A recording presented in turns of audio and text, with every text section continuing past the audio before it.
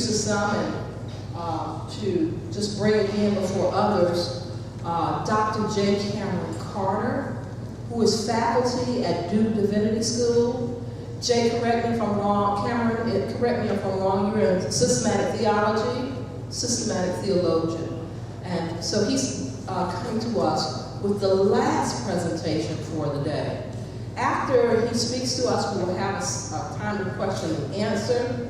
We're trying to finish today's session in enough time for those of you that want to be involved in perhaps conversations that are happening in the community. You want to go about the community and see some of the places in the community, or even be involved in direct action in the community to be able to do that.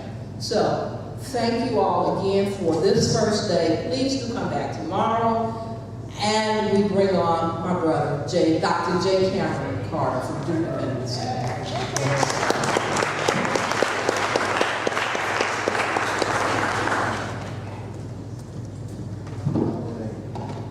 So good evening to you all.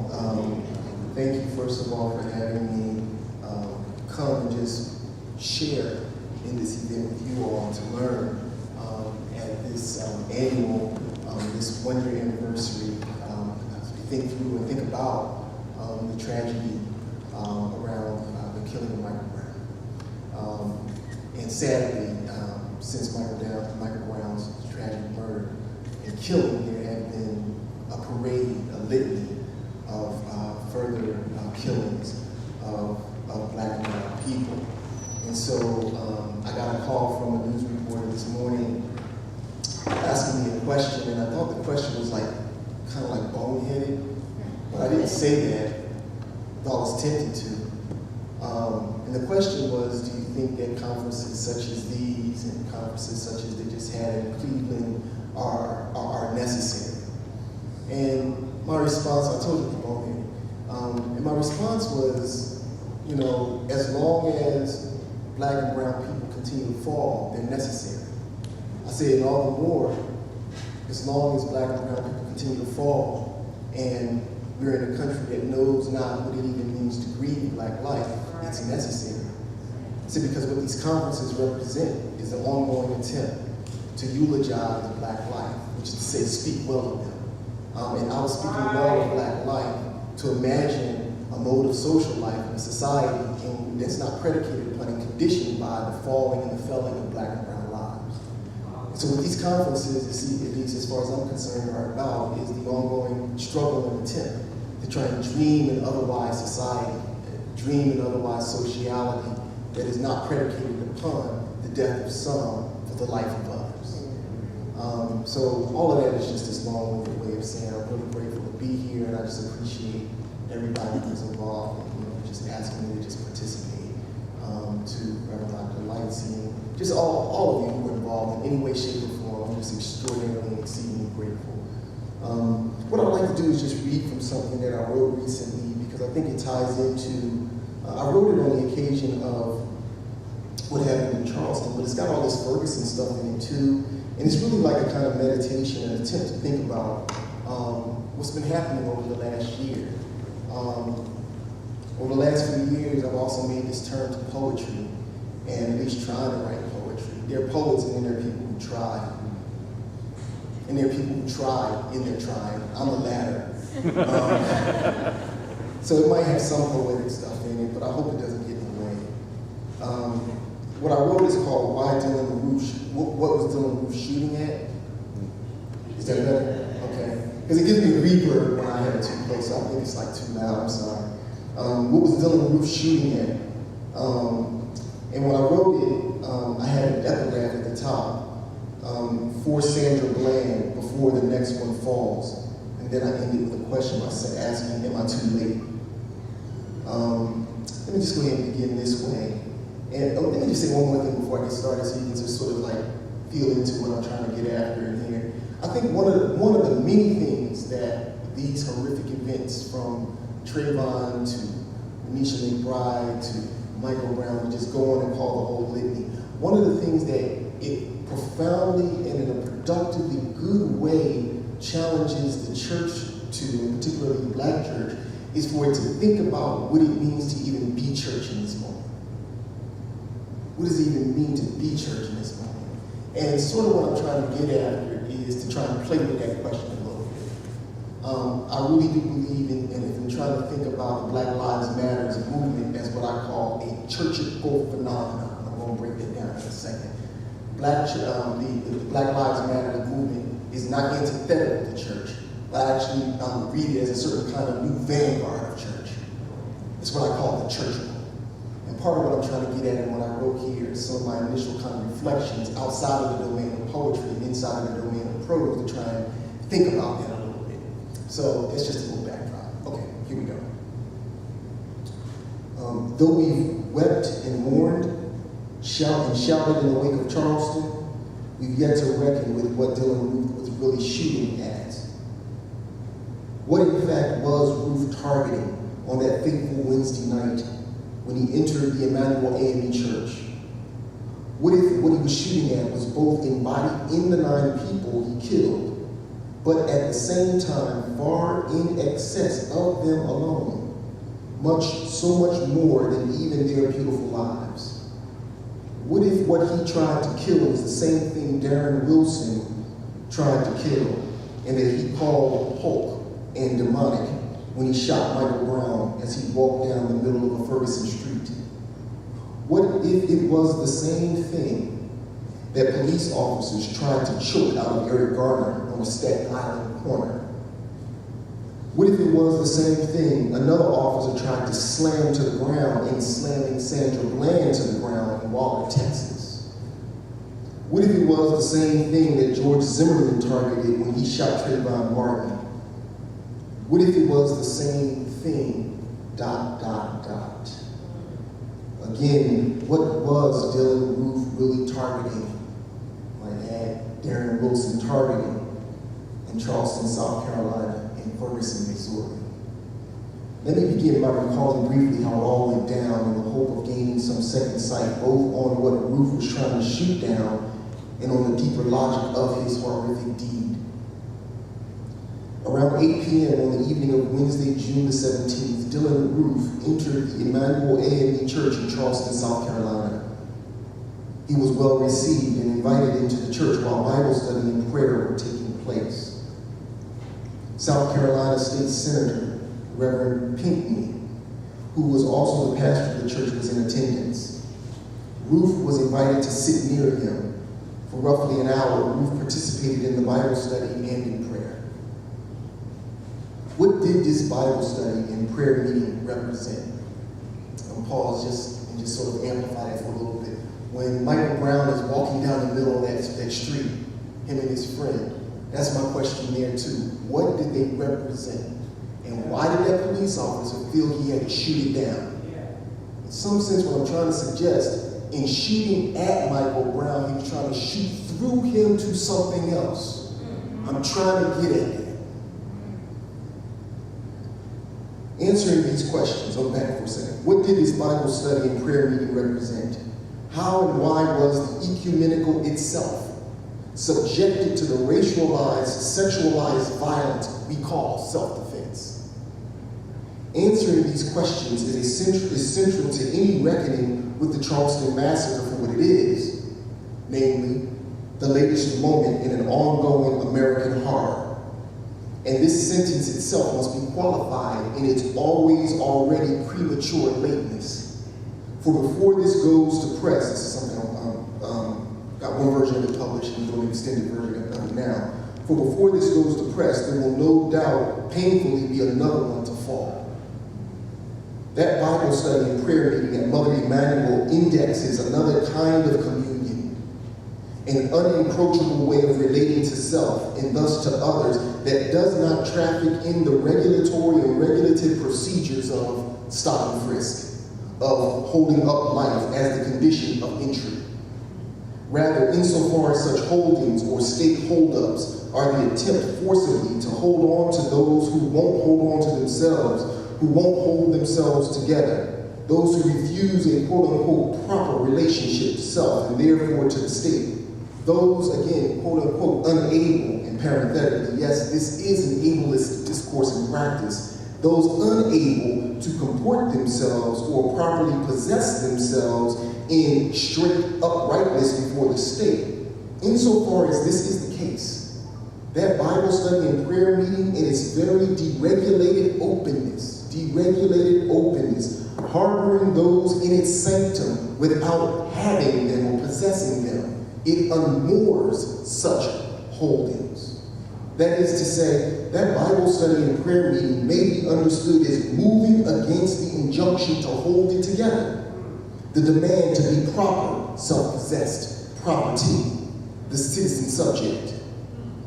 Instead, in this other sanctum, they hymn songs of impropriety, like Swing Low, Sweet Chariot, which is to say, that Bible study and prayer meeting was the practice of a re-ritualized relation to self, an otherworldly relation to self beyond the protocols of the property and therefore the properly comported, self-possessed, got it all together subject.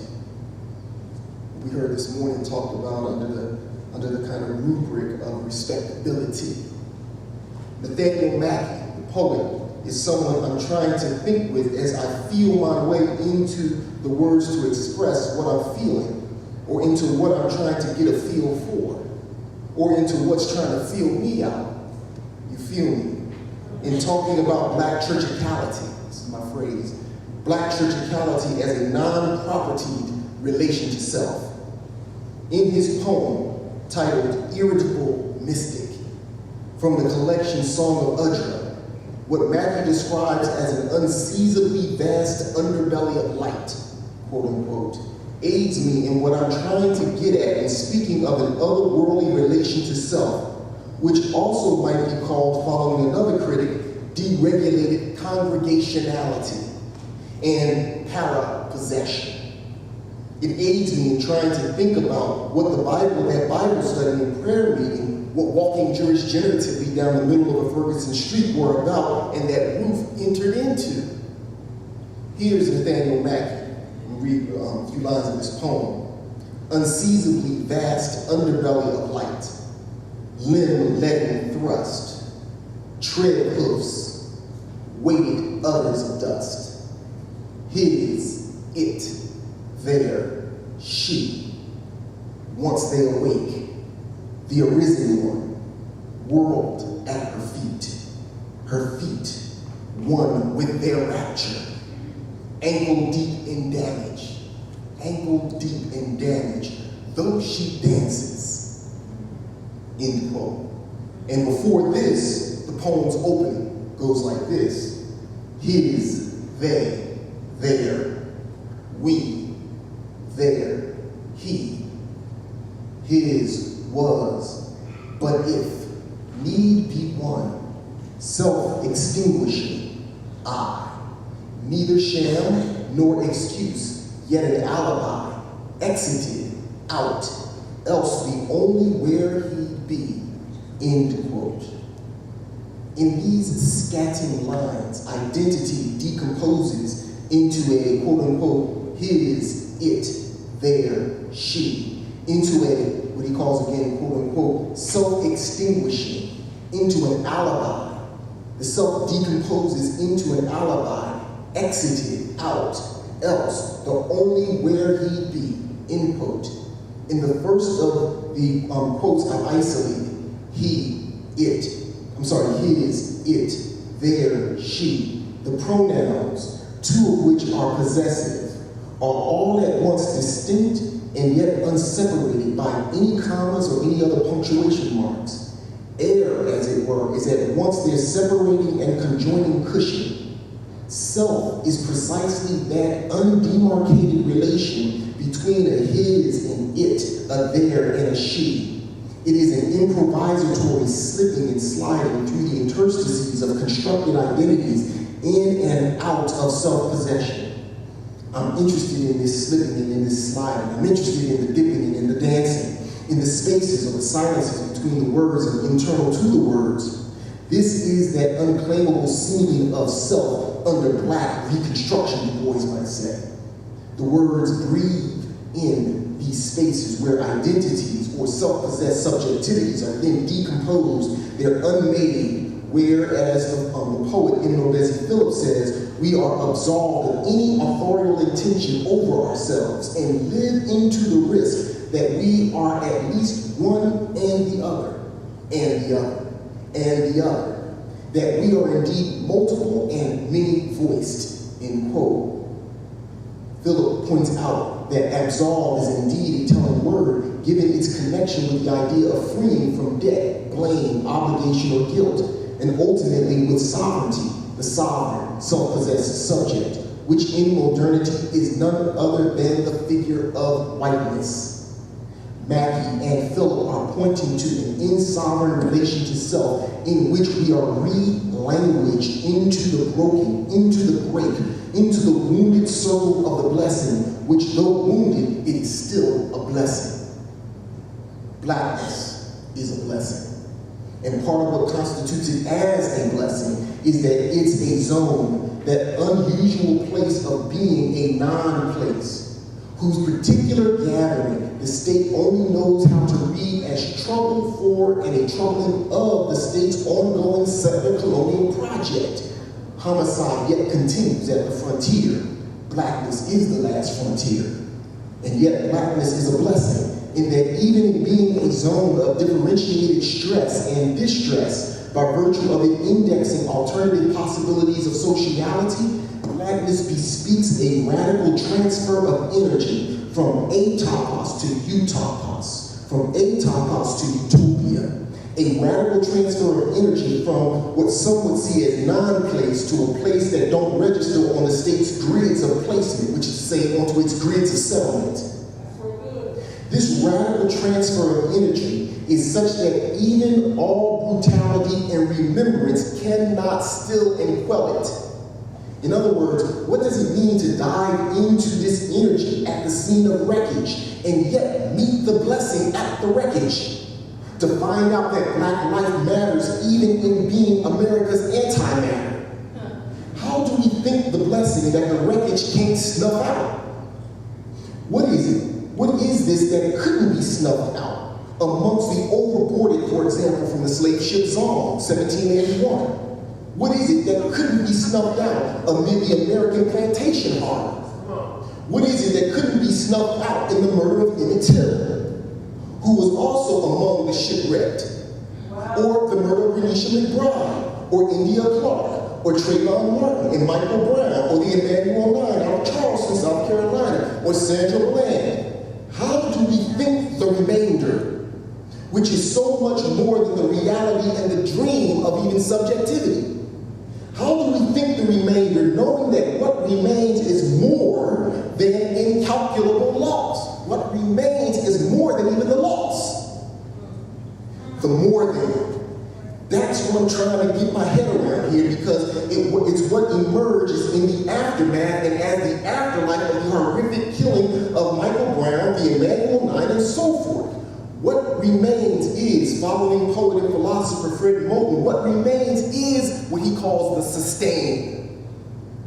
What remains is the irreducible life, a mode of life irreducible to any practice and logic of death. What remains is some alternative sociality whose materiality is nothing less than what the movement Black Lives Matters works from and in light of, something irreducible to state interest. What remains is the logic of the supplement. What remains is the logic of this supplement, Black sociality, whose appearance as fade and induced forgetting is yet terribly beautiful. And because this supplement is irreducible sociality that aims towards non-exclusionary inclusion, this supplement of the sustain as the supplement of Black social life dictates that the next word after the loss is nevertheless. Yes. Black Lives Matter, I contend, is the supplement. It is the sustain, which amounts again to a nevertheless. Nevertheless, this deprivation is sung forevermore. And thus to think blackness as a blessing is to think it. No, not to think it, but is to sing it as a song. A broken song, but still a song. flung into and out of the depths, Moten says. There's a broken song of gathered brokenness whose exhausted articulation by degrees, through every remote displacement of confinement in expanse, is given to us now as preservation, lifting into fuel, centrifugal air, the lyrical imposition of the commercium, the celebration of our funeral, which is really a eulogy to Black life, venereal mass. Somebody called it lamentation. And this ain't just something that Mackie and Philip and Moten are trying to get us to understand. It's what I'm calling Black churchicality, what Black churchicality points to. It's what that Bible study and prayer meeting points to, particularly when understood, as I contend they must be, in the tradition of churchable Blackness, a tradition that moves in the doubleness of possession, and thus against property, and therefore moves in the doubleness of double consciousness, the boys would say, and therefore indeed is the critique of consciousness. White consciousness, that is. It is a tradition that parapossessively swerves from and slips the noose of self-possession in the interest of a kind of holding on, a kind of gathering that is without interest. In other words, to join Mackie's irritable mystic, to enter into those poetic lines and to enter into churchable study, into prayer. Heck, maybe this is what Frantz Fanon was trying to get after in Black Skin, White Mask, the last lines. Oh, my final prayer, oh, my body, always make me one who questions. To enter these lines is to enter into the altered consciousness those lines articulate, and thereby enter into an altered relation to self, into self as altered consciousness, which is nothing less than the critique of property consciousness. In other places, Nathaniel Mackie speaks of this as a kind of quote-unquote post-expectant aplomb, unprepossessing, non-prepossessive aplomb. And in another place still, he describes it as a kind of blue ictic devotion of being held but not had. Held but not had in churchable girth. End quote. Study and prayer is precisely this wandering, unencroachable movement within the fold of a scene of subjection. It's an otherwise liturgy. That Bible study and prayer meeting at Emmanuel AME marked out the real presence, quote unquote, of an alternate mode of social life, one that's exorbitant to the state, and in its exorbitance points to a non-state, deregulated form of life in excess of a U.S. settler logic of property relations. Dylan Roof entered into the real presence. It is this real presence and real life that he targeted. He went into this church to kill what Black church at its best really is. But he couldn't kill what's unkillable. What the study itself enacted, namely, that para-ontological sacred expansion that is called Black life above the veil. Black church is therefore Michael Brown and his friend ambulating itinerantly and jurisgeneratively as a deregulated tabernacle down the middle of a Ferguson street. Let me read that again. I like the line, but I like more importantly what the line is trying to say. Black church is Michael Brown and his friend ambulating itinerantly and jurisgeneratively as a deregulated tabernacle down the middle of a Ferguson street. Black church is Black Life Matters. It is say her name. It's illegible ecstatic congregationality. Black church is study. Getting together to figure out what it means to get together without state interest. Right. Intimacy in a world that will regulate intimacies. Black church is improvisation in the midst of such regulation, which is to say it's deregulation. Black church at its best is deregulation. For precisely this reason, Black church at its best is, but is more than, irreducibly more than, the institution called Black church. And this is a formulation I have that isn't quite in the pages here, but I could insert it right at this point. Black church got to catch up with Black churchicality. And I got it coming down later in something I write later towards the end, but there's a distinction that has to be made. I would call it an ontological distinction between black church and black churchicality. Just like there's an ontological distinction between blackness and black people.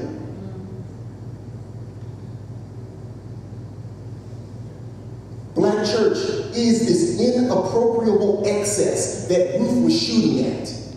He targeted a holy place. He tried to crush a holy place and its signature tokens: open study, open communion. Insofar as, and herein lay its holiness, insofar as it's an emanation of what's ecumenical. Ecumenical blackness. Pause again.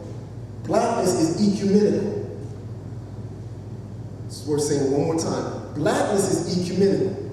Yes. When you look at blackness, you're already looking at the universal. The separation between blackness and the universal is precisely the epistemic protocols of whiteness.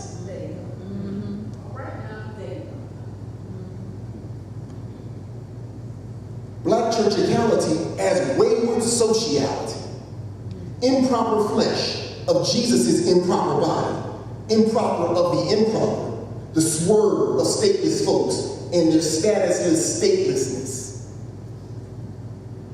Problem is, so many of us want status.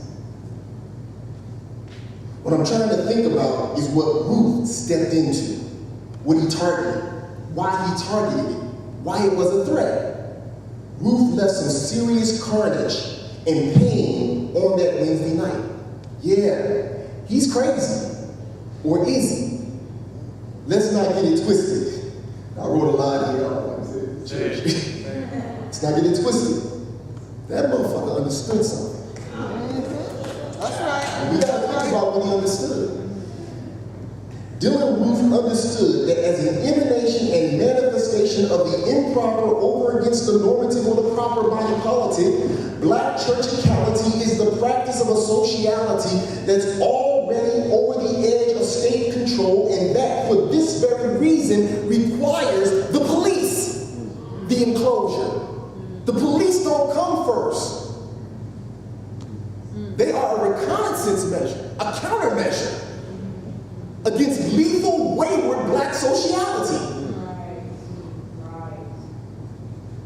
They require the enclosure, and the enclosure is nothing less than a repetition of the very act of settler violence against indigenous peoples on which this country is founded, and as it turns out, on which it maintains and sustains itself. What I'm trying to get at right there is trying to understand the connection between Ferguson, Charleston, Baltimore, and the original moments of settler colonialism, which is not over. See, when Michael Brown is walking down the middle of the street, what the police are summoned to do is settle the wire. That activity must be understood all the way back to 1492, which was also an act to settle the so-called wild.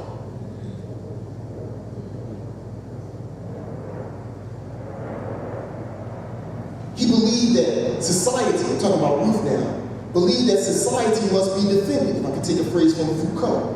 He understood that black church, again, understood not as a space of black uplift into good citizenship status before the state, but as an alternate sociality altogether, is far more dangerous than what we tend to take even resistance to be about. And that thing is deeper than even resistance, partly because our frames of resistance are always often ricocheting off of the desire to be included in the state. But this is deeper than that. Black sociology doesn't aim toward inclusion. It's the imagination of a new society altogether. Black churchicality as an alternate sociality is the feeling of an otherwise communion, of those otherwise gathered. Something along the lines of what Ashan Crawley talks about as otherwise movements. Ruth understood that Emmanuel signified within this tradition of the otherwise gathered a tradition of the political otherwise, a tradition of deregulated counter-intimacies.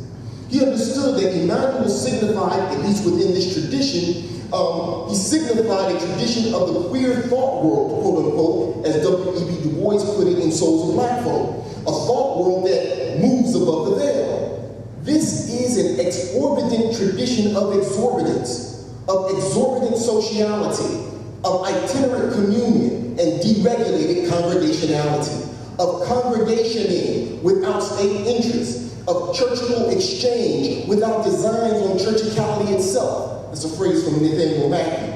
This is a tradition whose flirtations with voicelessness is precisely the means by which it advances its own blue ictic amen.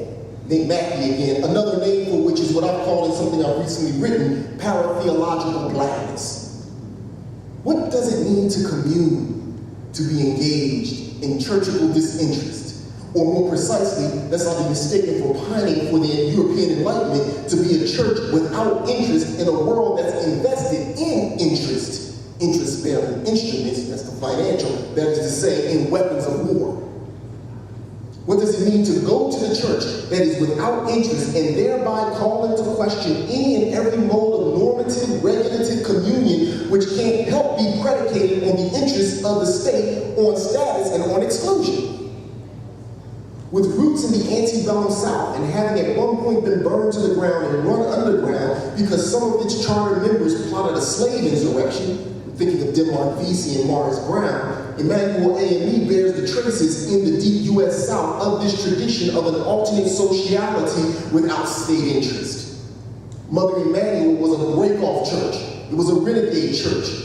A church from the church of the master class, and thus a church going sideways in another direction from the state. Emmanuel is a part of a tradition then of what might be called an A-N-T-E, not anti. The anti ain't good enough. A-N-T-E, American anti-church. The black church is an anti-American anti-church. An out-communion of outing outsiders whose congregational outness is both next to and a disclosure from within the violence of state communion. This is what Dylan Booth entered, what he was welcomed into with such warmth and love that on his own admission he almost couldn't carry out his deadly deed. This is a communion of those who commune otherwise, whose liturgy is that of an inappropriable ecstatics of the open. Black church, paratheologically understood, and at its best is an emanation of this ecstatics, an opening of the open, a refuge. You can't quite see this, I'm playing with refuge. Refuge, parenthesis E, refuge, refugee, congregationality. Studying change, Bibles open, books open, doors open, windows open, hearts open, flesh open, in the open. No, it is the open. It is, quote unquote, the clearing. And speaking of the clearing, to talk about black churchicality, that which Dylan Booth stepped into, I have Toni Morrison in mind, specifically that famous scene of her beautifully haunting novel, Beloved, the scene often denoted as the clearing. A wide open, and this is the quote where she elaborates, has her narrator elaborate what she means by the clearing. A wide open place cut deep in the woods, nobody knew for what at the end of a path known only to deer and whoever cleared the land in the first place.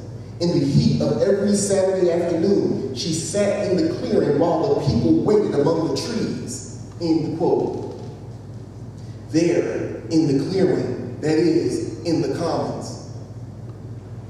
In the commons, the Reverend, quote unquote, Baby Suggs, who was an emanation of the masses and who actually refused the honorific of Reverend, only allowing holy after her name, like some small caress after it, offers an ecstatic liturgy and homily of the flesh, a liturgy of deregulated congregationality where everything, as she says, gets all mixed up. There, in the open, in the clearing, that's where the real eulogy was happening. Footnote right here. I originally planned to write this as my kind of airing why I didn't like Obama's eulogy, which really wasn't a eulogy. And then I realized that I needed to say this to try and get to why I had a problem with it. So I just footnoted it here. What's happening in the clearing is where the real eulogy is happening. Deregulated congregationality is an ongoing liturgy and eulogy of black social life. It is a well word, logos, word. It is a well word that can't help but be a broken word, an anti-logos or discourse on, in, and from silence. Listen to the uncalled, the unrobed, the unanointed, the unchurched preacher herself, Baby Suggs, waxed churchical in the churchical open, precisely the open that Dylan Roof tried to close but couldn't. Though he left carnage, he couldn't kill the churchical. Here's Baby Suggs. Then Baby Suggs shouted, "Let the children come," and they ran from the trees toward her. Let your mothers hear your laughter," she told them, and the woods rang. The adults looked on and could not help smiling. Then, "Let the grown men come," she shouted. They stepped out one by one from among the ringing trees. "Let your wives and your children see you dance," she told them. And the ground shuddered under their feet. Finally, she called the women to her. "Cry," she told them, "for the living and the dead, just cry." And without covering their eyes, the women let loose. It started that way. Laughing children, dancing men, crying women, and then it got mixed up. Women stopped crying and danced. Men sat down and cried. Children danced, women laughed. Children cried until, exhausted and riven, all in each lay about the clearing, damp and gasping for breath. Release. In the silence that followed, Baby Suggs, holy, offered up to them her big heart, end quote. As the scene proceeds, Morrison's narrator continues the elaboration of the clearing as an alternate church, a churchical anti-church of outing outsiders, as it were. After all, this is a scene of the called out, the ecclesia, Greek primitive, out. This is a scene of the called out, the ecclesia, into being gathered together, the ecclesia, in a new relationship to self, of those who've been ecstatically released from the enclosure of the woods that would seek to contain the clearing. Morrison's scene bespeaks churchical blackness as a form of being together, of congregationality, and of delight in each other, and in being with those churchically harbored together in the open cathedral of dis/believers without interest. Even more, the scene suggests release into a new relationship to the ground itself. They have an ungrounded relationship to the ground, a relationship that's not about upright comportment or proper citizenship standing before the state, a relationship that's already swerving past state interest. This is a relationship to ground that marks out an alternate form and an anti-rhythmics of life itself, an afterlife in relationship to the state operations of the management of life and death. Another life, quote unquote, D'Angelo might croon. At the window seat, quote unquote, Erykah Badu might sing. Something on the far side of state interest and its regulation of intimacies, another modality, in short, of breathing. Sociality, which is to say congregationality without interest, is what I'm talking about, and is what Ruth was trying to shoot at. What does it mean to go to the church without interest? The churchical church of the clearing, not the interest-bearing church with state interest. Black churchicality, or churchical blackness, is the critique of the state as we know it. Parentheses, and in fact, some black churches don't like the churchical for this very reason. While black church is a privileged relationship to the churchical, we must nevertheless hold to an ontological difference between black churchicality and black church. The former is without ontology because it's the para-ontological critique of ontology and the para-theological critique of ontotheology, while the latter at its worst yearns for the ontological, that is, for state standing to be a church with state interest. But I digress. I'm coming out of parentheses. As I suggested earlier, black churchicality is Michael Brown and his friend ambulating itinerantly down the middle of Ferguson Street. That was an itinerant congregation, refugeed tabernacling of the flesh. Incarnation. Black churchicality is Black Lives Matter because Black life, social life, matters. A movement given its name by 3 queer women of color. Black churchicality, like robot love, quote unquote, as Janelle Monáe might sing, is queer. Black churchicality is say her name. It's that illegible and static congregationality of the open. It is study, getting together to figure out what it means to get together without the state running mediatorial interference. All in a world predicated upon self-possessive interest and therefore the regulation of intimacies. Perhaps, to conclude, when we talk about something called the Black church tradition, this is what's being paratheologically gestured toward, a non-enclosed and internally lush, full, unapproachable mode of life that expresses in a single meaning all that differs, but that a state logic can only register as threat and waste that needs to be enclosed or settled for the sake of the defense of the state. Settlers always be thinking that they surround it. That's the problem. In short, Dylann Roof targeted the open. He was shooting not only in and toward, but also through the Emmanuel 9, through Michael Brown, trying to shoot down or close down the open. But how do you shoot what's open or target the untargetable? Or more precisely, how do you restrain a congregation and restrain congregationality that always exceeds your grasp? One that continues to lovingly hold the Emmanuel 9, lovingly hold Sandra Bland, lovingly hold Michael Brown, and move with them in otherworldly study? Answer, thank God, you can't. Thank you.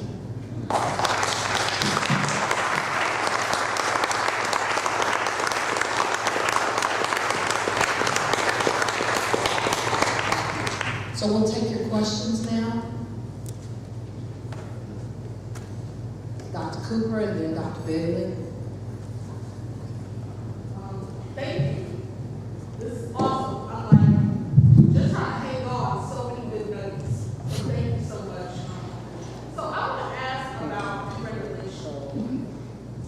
Because that's what comes up a lot. One of the things that I've been trying to think through is the way that churches, and in particular the Black churches we care so much about, participate in the neoliberal project of regulating and governments, right? And so, are you saying that Black churchicality becomes a way to resist that? And the related question to that is, how does Black churchicality resist or transform what the church does? Like, what is the relationship between Black churchicality and the Black church, since Black churchicality seems to get everything right that Black churches seem to get wrong? Yeah. Thank you for that question, Dr. Cooper. You're going to ask me hard questions. Thank you.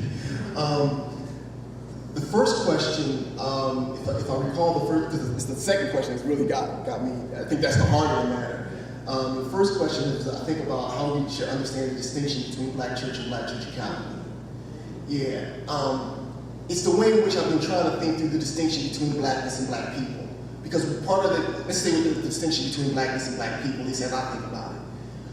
What I don't want to conceive of Blackness is as a kind of cultural property and a closed possession, right, of Black people. But that Black people become this kind of, their privileged relationship to Blackness is a privileged relationship that is the relationship of open welcomeness, right? It's a relationship of this, right? And insofar as Black people enact property logics of closure, to that extent, they betray and go at odds against what Blackness presses us toward. More or less. Okay, I can give you more nuance, but that more or less is the way in which I'm thinking about the relationship. Now I'm trying to migrate that over and think about that with respect to Black churchicality and Black church. Because Black churchicality is a way for me to talk within the kind of domain of the religious, so to speak, of what Blackness is about. And if Blackness is the open, Black churchicality I conceive as the sheer open, right? And when Ruth goes into that church, the condition of possibility of him going into their church is that black churchicality is open. Right? And so black churchicality is what also indexes the vulnerability of that church. And so the distinction then between black churchicality and black churches is precisely a distinction in which black churches have to follow in the path, as it were, of the ecumenical dimensions of black churchicality. And to the extent that they don't do that, black churchicality can call black churches to account.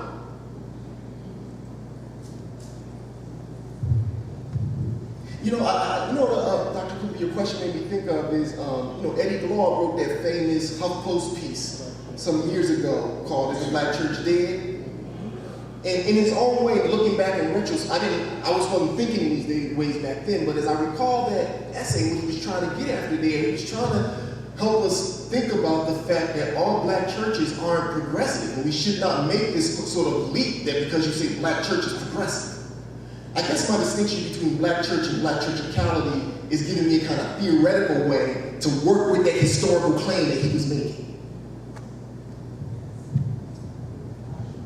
I'm also intrigued with the distinction you're trying to make.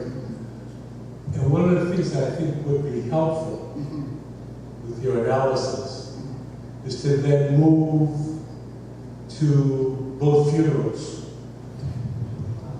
and show how both funerals totally reject your black churchicality.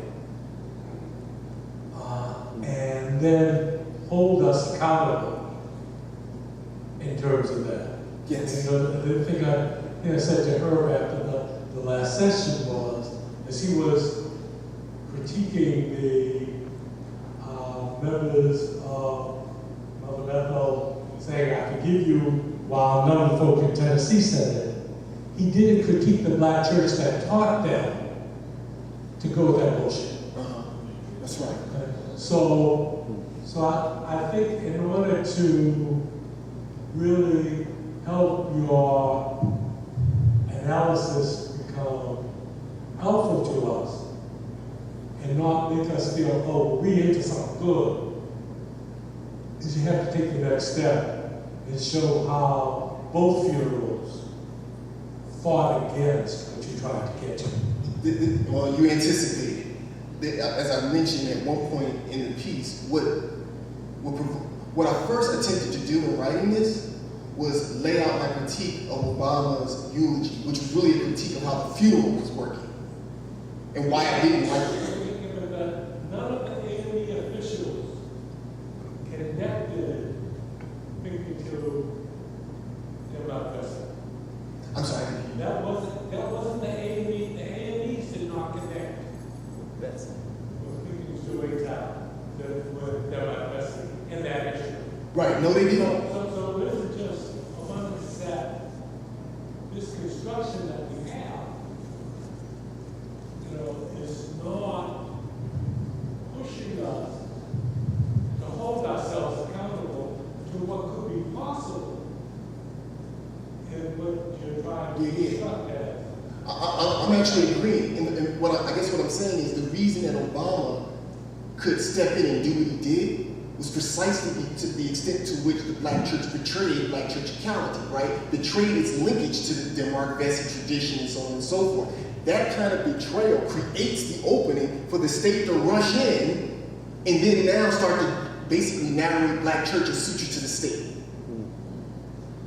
See, that was like the original thing we were talking about. That was the original thing I wanted to develop. But I needed to sort of begin to lay out the distinction between, black church and what churchicality is about, so that way that would give me the leverage then to talk about why the eulogy that Obama gave failed and why the church could be positioned, the AME church could be positioned in such a way for Obama and the state to rush in and do what it did. In other words, it's a double critique. It's the critique of the church and the critique of the black church as a critique of the state. But as I started getting into it and I was passing around versions of my critique of how that funeral was working, people kept just pressing me on, saying, well, how is this distinction working? So then I backed up and I basically wrote out a kind of theoretical piece first. And so now redoing the piece on the funeral. And I actually set it up, because you said funerals, I set it up in relationship to Michael Brown's funeral. And I do a lot of image work, to sort of with some pictures, how women are situated in it. And so I do a lot of like kind of visual pictorial analysis to help, actually flesh it out and make it more than concrete what I'm talking about. But thank you, because you're pointing right to where I want to take it next. But given the nature of institutions,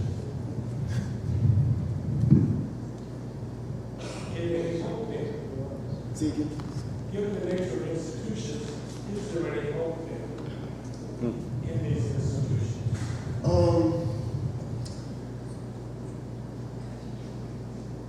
Where I lodge hope is in these otherwise, what I call these otherwise movements.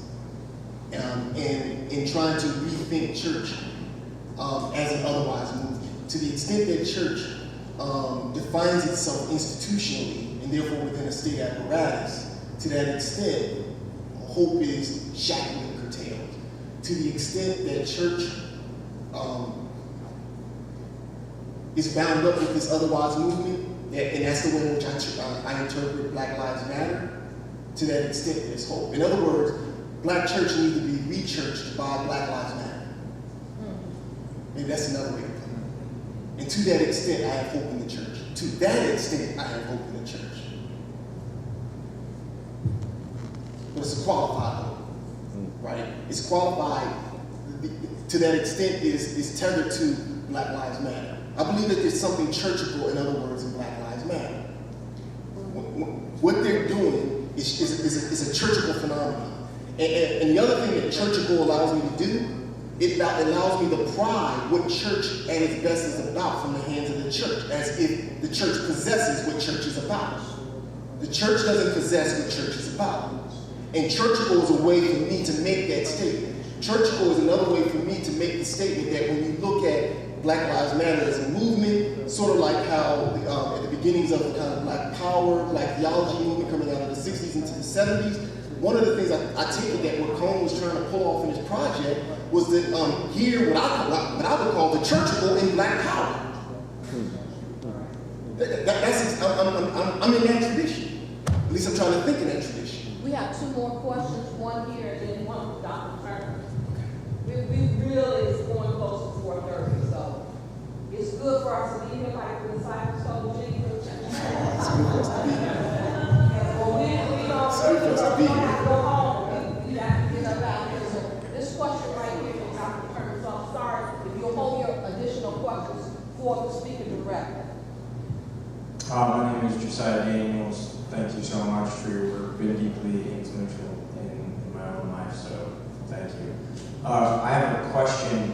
I think it was a few months ago you gave a lecture at a church, and it was on Bonhoeffer's Failed Blackness. Right. And something that you said there was that it seems as though to say that Black Lives Matter is almost a non sequitur to our current situation, specifically to the nation state of Mexico. Maybe talk a little bit about, if you can, how your thought has developed and how you now are working a little bit more with the Black Lives Matter theme. And does that make sense? Yeah, it does. It does. I mean, I still believe what I said. That on a certain level, the phrase Black Lives Matter, it's susceptible to being misunderstood. Maybe that's the nuance of it. It's easy for people, given the logic of identities and subjectivities and the way in which we think identities and subjectivities within within modern political philosophy, within the modern the logic of the modern state, to misunderstand what propels Black Lives Matter as a movement into being and what that hashtag signifies. And the distinction turns on, the problem turns on the distinction between lives, Black Lives Matter, and life, Black, for me, social life matters. Lives in the plural within the framework of modern political philosophy and the modern liberal state, of which the US is one, and Western European countries and others, lives get serially lined up. So So that, in effect, the difference that is a black person from the difference that is a white person, from the difference that is a brown person, from the difference that is sexual minorities, they get lined up as serial differences. That in their differences are equivalent to each other because the state regulates the equivalences. That is not what Black Lives Matter as a movement is about. But to the extent that you hear it that way, that's what allows the slippage from Black Lives Matter to All Lives Matter. That's how you can make that slip. Because it gets heard within the register of a modern liberal state, right? And the protocols of its philosophical thinking. And what I'm saying is that Black Lives Matter as a movement that emerges out of, like Trayvon Martin, out of what happened here in Ferguson, that it was the interruption of that. Now to it's just me just feel like a certain kind of philosophical precision at that point, of theoretical precision says, no, what the Black Lives Movement is indexing is what I would call Black social life. That is internally lush, deregulated, and it's the fullness and proliferation of the differences that constitutes that life. And that is a threat to the state. And Black church, or the ecclesial, is another mode of sociality, and I'm trying to read the sociality of the ecclesial at its best as also internally lush in relationship to Black social life that's internally lush, if that makes sense. So what I'm trying to do then is, for sake of public discourse, not get into all of those distinctions, and make some sort of fuss about Black Lives Matter versus Black Life Matter. Actually, if you follow my Facebook or Twitter, I'll slide between both of them. And then let the way in which my critique of the state works make it clear what I mean, because that's what the Black Lives Matter movement actually is teaching us. The reason why the church needs the Black Lives Matter movement is because the church has only been schooled to think its sociality as a moment inside of the state. And what the Black Lives Matter movement says is no, it's an insurgency against the state. And the problem with the church is that it's not insurgent anymore. And that's what Black Lives Matter as a movement teaches us. And to that extent, it's churchable, even against the church.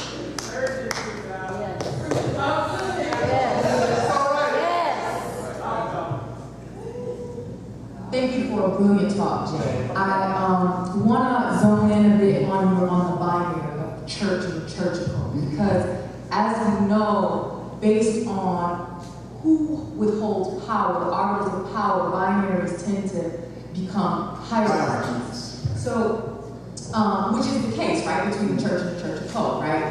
There's a hierarchy that functions there. No, it's all, if I may, because I don't want to cut off your question, but I want to say that I want to give a statement that says why it's not a binary. But Okay, give me that, okay. that's important. But let me just finish. Please do. So, let me just nuance that part and say based on the arbiters of power. So you may be arguing against that, which I completely understand, but just throwing it out there. So the question is this: based on a liberationist ecclesiology, Black Lives Matter, the movement, has its own curriculum. It has its own diaconia. It has its own koinonia, right? It has its own proclamation, service, community, right, or fellowship. Right.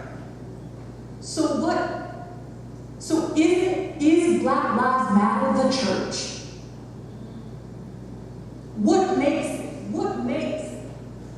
right? This is the church and that churchicality.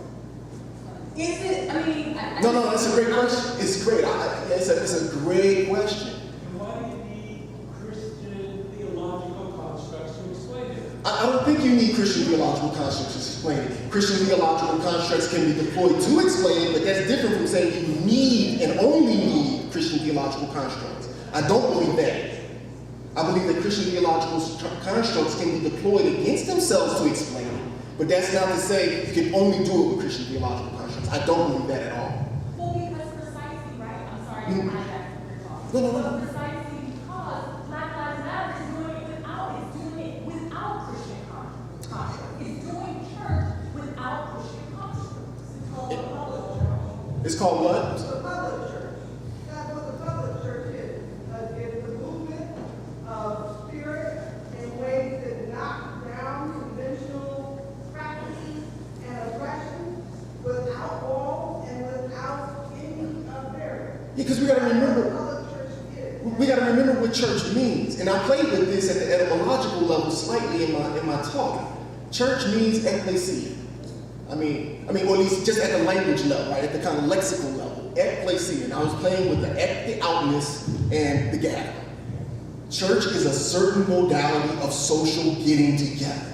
And what I'm trying to think through is, what does it mean to get together? Because the state has become the arbiter and the regulator of getting together. Between, I mean, you know, Ta-Nehisi Coates takes the title of his book from Richard Wright's famous poem, Between the World and Me, which is brilliant.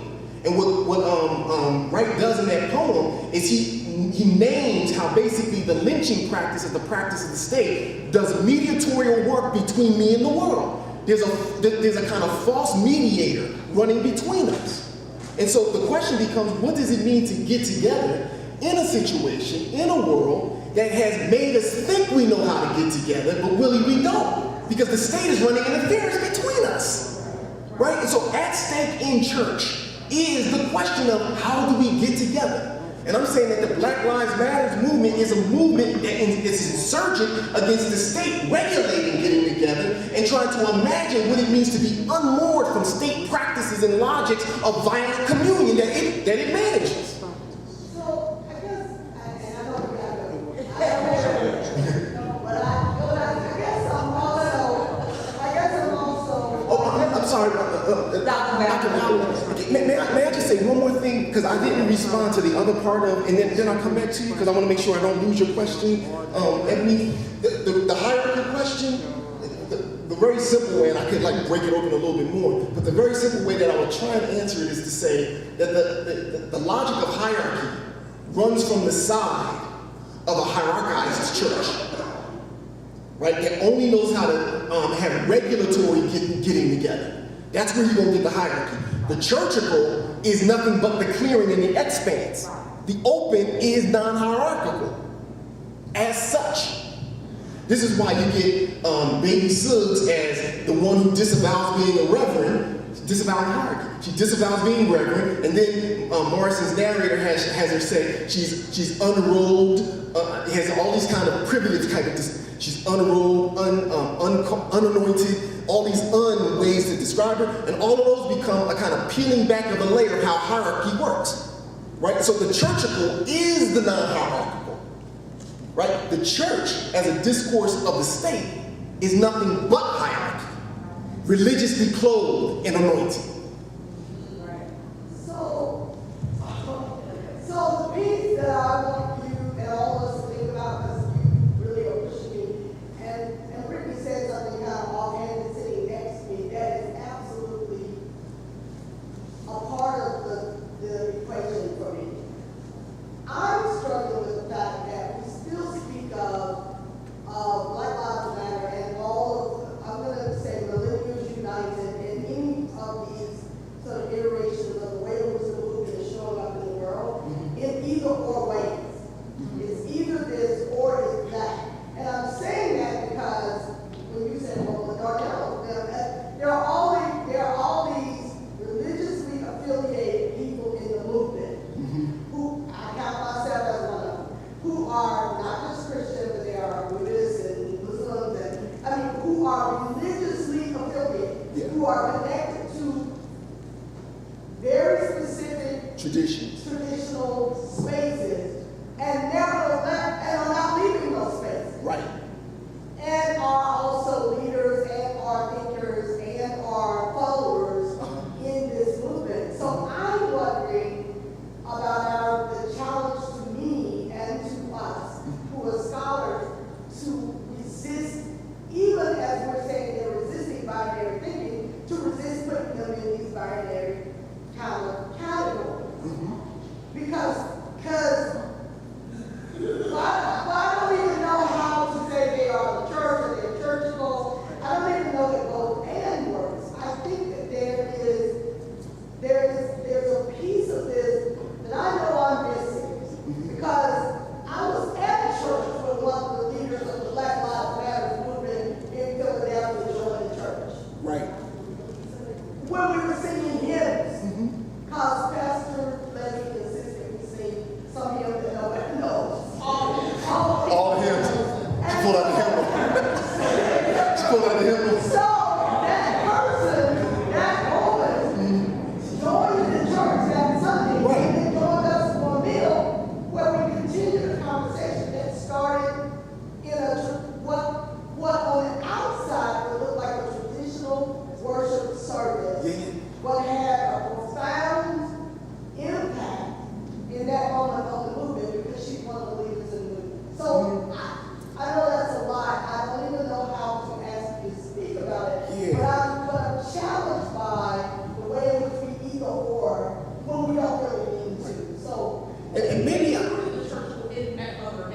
is also the thing, right? So you say Billy walks into Right. church happening in a church. In a church, Okay. right. Right, I mean, so it's to suggest then that this is not like be a part of the churchical, and that means you're not a part of the church. From the churchical vantage point, there is no opposition. The churchical, there's Buddhist churchicality, right? There's non-religiously affiliated churchicality. There's Christian churchicality. Because the churchical is a way of me talking about, I mean, one of the phrases that I deployed here was non-exclusionary inclusion, right? It's a mode of sociality that is not predicated on a property logic, which will always need an outside to disavow and then own and possess, which means that the logic of property is the logic of violence. The minute you have an outside or an other, you're already inside of the structure of violence. And I'm saying that the churchical is a non-property mode of being with each other, right? And so I can be a part of the church and be churchical, right? But there's a way to be in the church and not be churchical. There's a way to be Buddhist and not be churchical, et cetera, et cetera. Aren't you just talking about love? If you're talking about just a non-churchical but unregulated mode of intimacy and being together, where we are all safe, seen, and in community, are you not? That's another way to talk about it. But I'm specifically using the language of the churchical because the churchical has that kind of echo of church in it, which allows me to talk about sociality. Absolutely. That's what that phrase helps me do. All right, scholars. Y'all know I love y'all. Y'all know I love y'all. Y'all my people. I love y'all. But really now. I'm writing on this, so more very soon. So when scholars get together and have rich conversations, we don't want to leave each other. But I just ask you to, how inspired you feel right now by this conversation. This is how it ought to, when we get together as black scholars and the scholars for justice, this is how it ought to be. Nobody ought to be, anyway. Thank you for that. Thank you, Brittany, for that.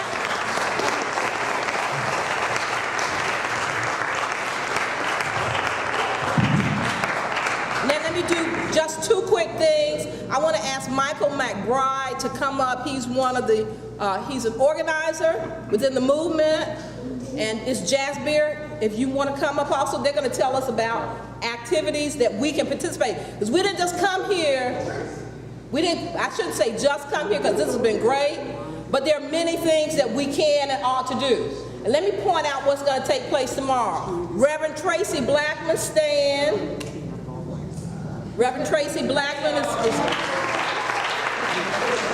going to be our first speaker tomorrow. We're going to be speaking with local activists tomorrow. We're going to be speaking with local politicians tomorrow. It's going to be a rich conversation. You all are going to be intellectually punch drunk when you leave here. And we want to hold that. So, Michael, if you come and tell us about what's going on in the community so that we can participate. And Val. Just for tonight? Give him the mic. Give him the mic. I don't think it's really working though. We'll Yes, see. it is. Just for tonight? No, for the weekend. So, okay, Use the mic. there are many events happening, and I would ask Tracy to maybe just help me, but if you go to hashtag United We Fight, you will see a litany of things that are happening. There are events being sponsored by many of the organizers on the ground, Hands Up United, Organization for Black Struggle, et cetera, et cetera. One of the major events happening tonight is a policing for Black LGBTQ liberation at the University of Missouri St. Louis. 8 o'clock there is a documentary being shown about Who Streets, and it's about a lot of the protests that happened most recently. Tomorrow there's a number of block parties. Mike Brown Sr. and his family are sponsoring a parade. There'll be a march for the Von Derek Myers, who was a young man who was shot while we were here organizing in response to Michael Brown shot, I think 2 weeks? Right. Maybe less than that, after Michael Brown was shot. So he has, in this region, been another galvanizing name. So folks have been responding to that. That happened over in South St. Louis, St. Louis South Side. Sunday at 6:30 a.m., prayer vigil at Canfield Apartments. that Pastor Tracy and a number of folks are leading. There'll be some worship opportunities throughout the day. In the evening, there'll be a panel that Dr. Cornell West, Pastor Tracy Blackman, Minister Rahel Tessmarian, Reverend Sekou, Pastor Starsky, Reverend Renita, myself will be doing that at Greater St. Mark, which is one of the other movement congregations besides Wellspring here in Ferguson. And then on Monday, it will be a 24-hour day of protest and civil disobedience. So many folks are planning to participate. I think the clergy action will be something around the Department of Justice over in downtown St. Louis. So United We Fight, hashtag, we'll have lots of that information. If you'd like more information, again, you can certainly talk to Pastor Tracy, myself, Reverend Sekou, and a few others. We can certainly help run it down for you a little bit more clear. God bless. Just a couple of announcements. If you were a plenary speaker or panelist or are a part of putting this together, we need you up front for a picture before we leave today. And everybody will want to talk to you, but they can talk to you after the picture. Part two is if you did not register, as in pay, and you still want to, because any money that is in excess of meeting the expenses will be left for the most part in the community. I think we have one thing that won't go into the community, but will be left here in this community to help local activists. So if you want to and didn't register, and I can take a card, or you can make your check out to, you ready?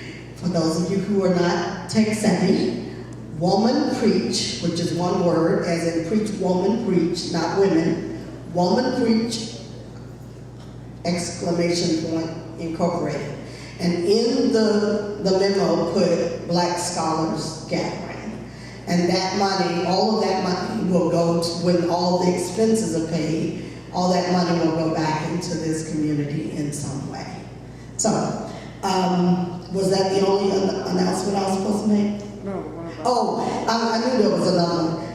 If you want to participate in the positional paper, Dr. Stephen Ray will be checking the hashtag positional statement. Hashtag positional statement. He also will be checking hashtag scholars in Ferguson. So if you can either do it on Facebook or Twitter, or you can hit him up in his inbox on Facebook, or you can send it to him directly on Twitter, and he will get it all weekend long. Yes?